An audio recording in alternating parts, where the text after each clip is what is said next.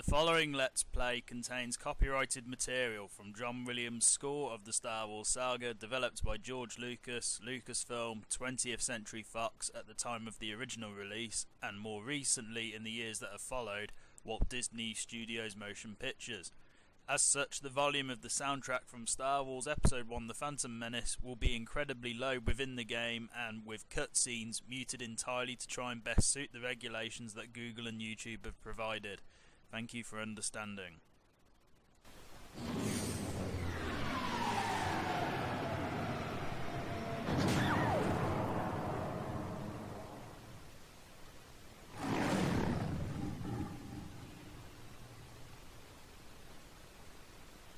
Hello, people of the internet. This is Shaky Jake, and I really need a catchphrase. I am playing one of my biggest guilty pleasures in gaming history that I can recall, very much like the film that it is based on, and that is Star Wars Episode 1, The Phantom Menace, developed by Big 8 Productions and published by LucasArts. Now, why am I playing this instead of a good LucasArts game such as, Knights of the Old Republic or Knights of the Old Republic 2, any of the Jedi Knight games, any of the Battlefront games before EA bought the license, all that stuff? Well, it's because I have a morbid fascination with the Phantom Menace game, and it is, as I said, a guilty pleasure. It's a game I still enjoy playing even now, and even though I realise that it isn't very good, the game is buggy, glitchy, it has a rushed quality to it, because, most film tie-ins most game film tie-ins aren't very good, apart from a few rare examples. But I like the Phantom Menace game. I enjoy it, so I'm going to play through it. And yeah, so this, I just need to double check settings a second. So I'm putting the music on a fairly low volume because I did try and record this game about 5 years ago on much worse hardware, and I did have a copyright claim on one of the videos because of John Williams' soundtrack, because the best thing about the Phantom Menace game is the fact the soundtrack, like many LucasArts games, is awesome. But I'm lowering it because hopefully it doesn't come across as very audible in the final product when I edit and upload this, but I don't want to make myself go insane without hearing any of the soundtrack. And the sound effects I need to lower because every time I quit it keeps resetting, so we'll put it there. Controls have been remapped for 2017 usage as opposed to 1999, because I am not 7 anymore. I have not tried this with an Xbox One controller, so I don't actually know if this works particularly well with modern gamepads. Performance, I've managed to get this running at the resolution my monitors run at, which is 1920 by 1200 pixels.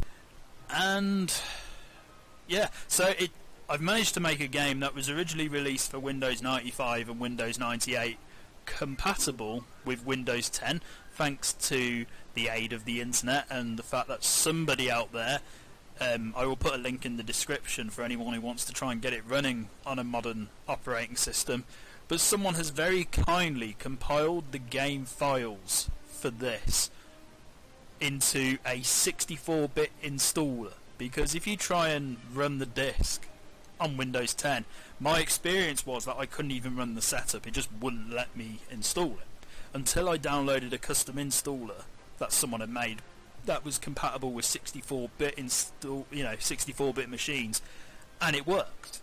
And you still need the game disk to actually run it, so it's a bit of a grey area, but it was the only way I could get this to work, and I always knew that somewhere down the line I wanted to record myself playing this game. So it's a win-win for me, and that's all that matters. Now, I've rambled enough, and I can talk more about my memories of this when we get started. So we can watch a couple of these before I begin.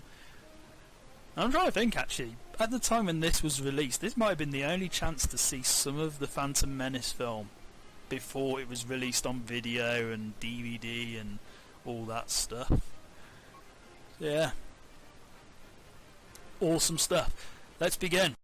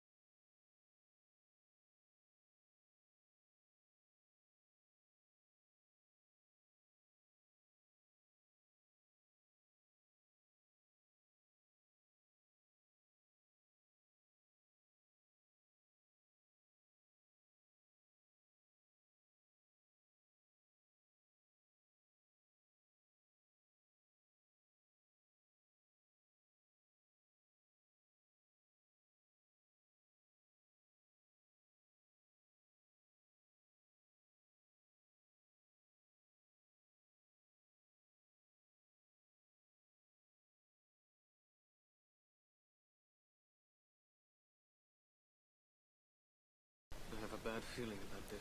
So do I, Obi-Wan. You're feeling so well. Don't let them cloud your judgment. What is your plan, Qui-Gon? When the Trade Federation Viceroy arrives, we must convince him to leave the system. Will they agree to leave? The Viceroys are cowards. This meeting will be short. Still, be prepared for the unexpected. Welcome. I am TC-14, protocol droid and servant of the Trade Federation. Let's talk to this droid sap, shall we? How may I be of service? Where is the Trade Federation Viceroy? The Viceroy regrets the delay. He will be with you shortly. Please, relax here until he arrives. I actually wonder if anyone's actually relaxed in this room for the whole time, just hoping there's like an Easter egg in this game where the Viceroy does actually arrive. But anyway. What is that gas coming out of the floor? It is excess steam from our troublesome ventilation system. I apologize for any discomfort. Well, you should get that ventilation system fixed, because it clearly doesn't work. Excuse me, but I must be going. I've already lost 2 health because of it, and Liam Neeson's already got annoyed. So let's turn the lightsaber on. We must escape. Hey guys.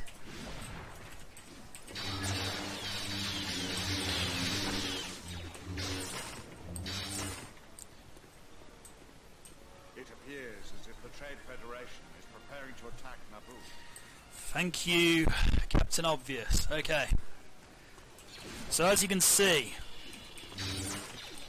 this is a unique game in the sense that, you know, it's an action-adventure game, but it has RPG elements thrown in, which predates Knights of the Old Republic in that sense, when it comes to Star Wars games and actually having a choice and having a dialogue tree. Is it well implemented? Not really, but it's done with good intentions. So, let's see what happens if I press this button. The R2-D2 clone comes along and turns it off. So that was there for no reason then, presumably to teach you about how to activate buttons. I picked up a health pickup I didn't need, but okay. Are you going to move? No? Okay. So as you may have noticed, we've just picked up some weapons, because you're not just restricted to one weapon in the Phantom Menace game. you can have a whole arsenal of weapons. So we've got a blaster rifle, which always has 250 bullets in. Bullets, what am I saying? And you also have a thermal detonator, which is ridiculously overpowered, and it feels very much more brutal in the PC version. Because again, I've played both versions that this game has, which is the... Control panel nearby that will open this door. Okay, Craig, calm down. So let's just press that. Door is open. Let's go. The choice is yours, my Padawan. Wow, it's like it's an RPG. Okay, let's just go through here.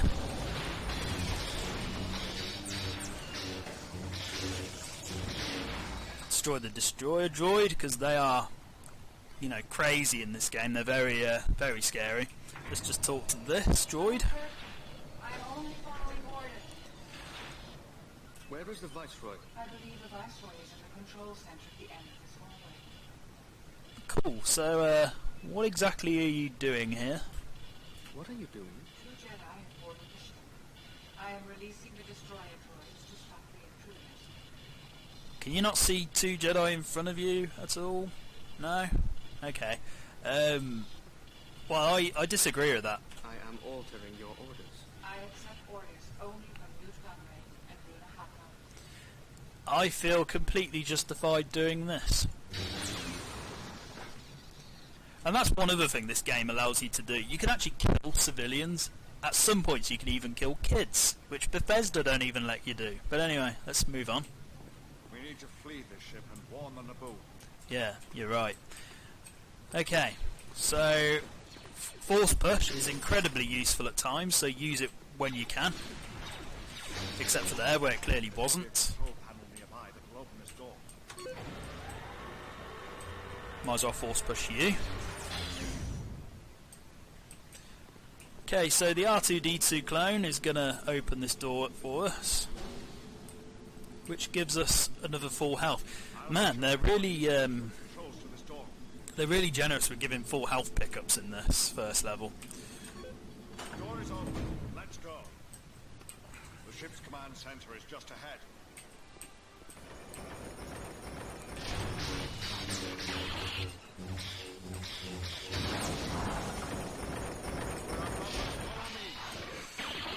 If we can reach the hangar bay, we may find a way to escape. Okay, there's a jump here, which I have made once before. I can't exactly make it though. And even if you do make it, nothing happens. You just come across a dead end. So does anyone remember this part of the Phantom Menace where Obi-Wan Kenobi got separated from Qui-Gon Jinn and was walking through vents? Because I don't. There's our ship exploding much later than the original film. Quite a nice sequence actually for 1999. In the game at least. Oh god, hello. Being attacked already, that doesn't normally happen to me. Here. These droids aren't too bad, they're just irritating. So don't stand in their way because they will stun you.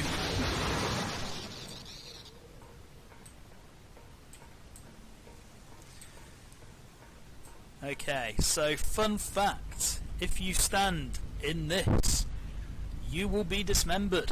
It's actually quite graphic for 1999. It did give me nightmares occasionally walking into that, so don't do that.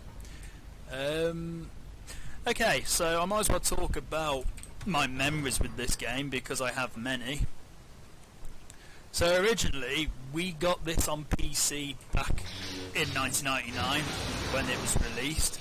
Unfortunately it didn't work on our PC for whatever reason at the time. It either blue screened or it crashed constantly. I can't remember what the reason was. So my dad traded this in with someone he knew at his workplace, and we got Jedi Knight Dark Forces 2, which is a much better game than this, because Jedi Knight Dark Forces 2 is a classic. But again, we still wanted to play, the Phantom Menace, so we ended up with the original PlayStation 1. Oh, I didn't make the jump, damn it. I'll have to try that again in a moment. So we got a PlayStation 1, with the Phantom Menace game as one of the first games that we had on the system, and that was the version I grew up with for many years until I rebought the PC version about 6 years ago from CEX. And those of you who don't know what CEX is, it's what I consider to be the legalised black market. And, you know, I bought it for the grand sum of £1 from CEX because I knew otherwise I was going to have to pay ridiculous prices online potentially, or postage and packaging, whatever. So I bought it again, and this is the version I've been playing ever since, because the PlayStation version, no offence to anyone who grew up with that version of the game because I did, it's cack. The engine looks a lot worse, overall the game just doesn't look very appealing, whereas on PC the higher resolutions make this a lot more tolerable.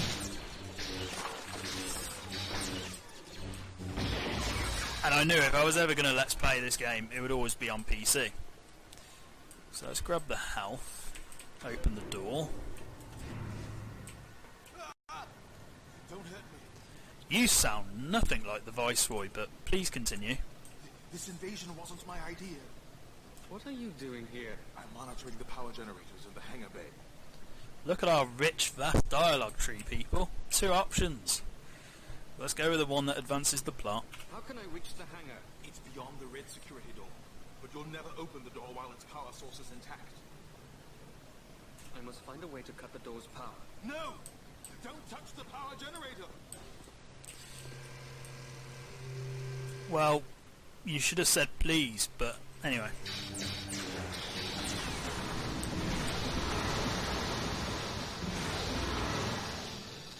That was incredibly loud. There's even subtle differences like that on the PC and PlayStation, where on the PlayStation version that is really anticlimactic. It doesn't make a massive explosion like that, as we've just seen here. On the PC it's so much better. Don't hurt me. Well, you're pretty pathetic, so I'm just going to lock you back in, because you clearly have no way of getting back out. Okay, so yeah, so the PS1 version was the version I played for years until I rebought it on PC. And oh, hello, there's more droids. Where did you come from?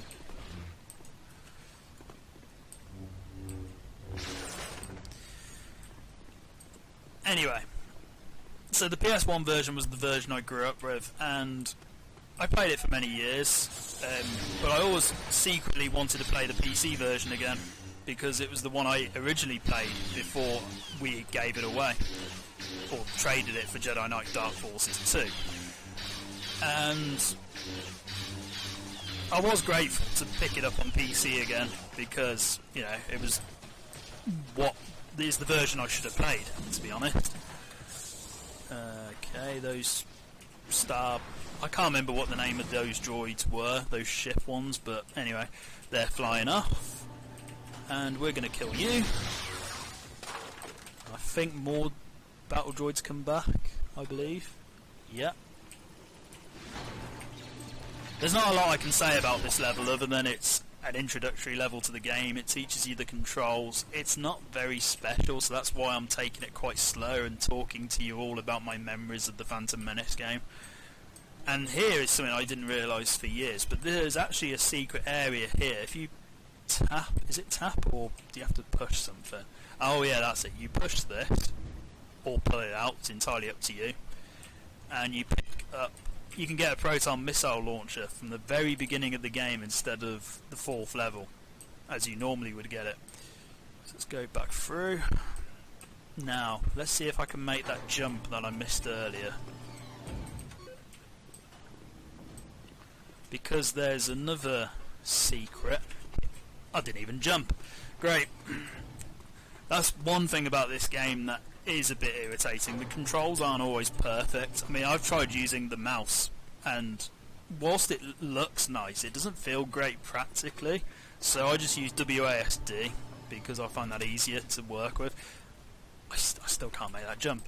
This is a tricky jump to make. It is doable though, because there is a thermal detonator, I believe, on the other side. So I'm going to give it couple more tries just to see if I can do it. There we go. You have to time it right.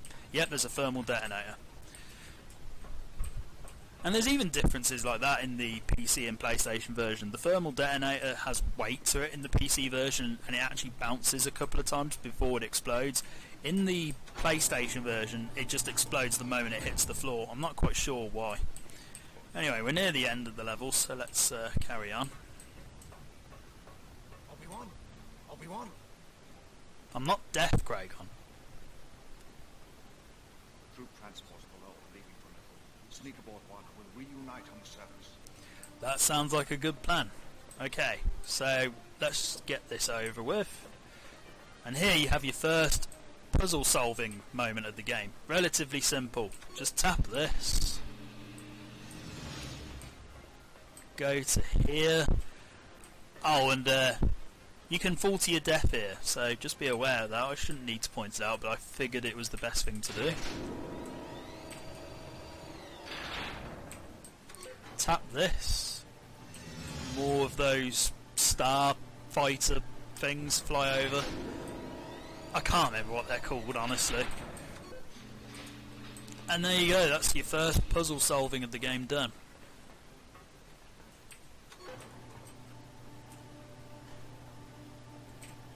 Surprise! Oh, he's still got a shot in the little... Ooh, that's annoying. Okay, so let's just run along here. Honestly, this is one of my least favourite levels of the game. It's really boring to play, so that's why I'm getting it over with now. I'm not fond of the next level either, to be honest, or the level after that. But we have to play through these levels. So stand on this lift, because Obi-Wan is picky about what lift he takes. And that's the end of the first level.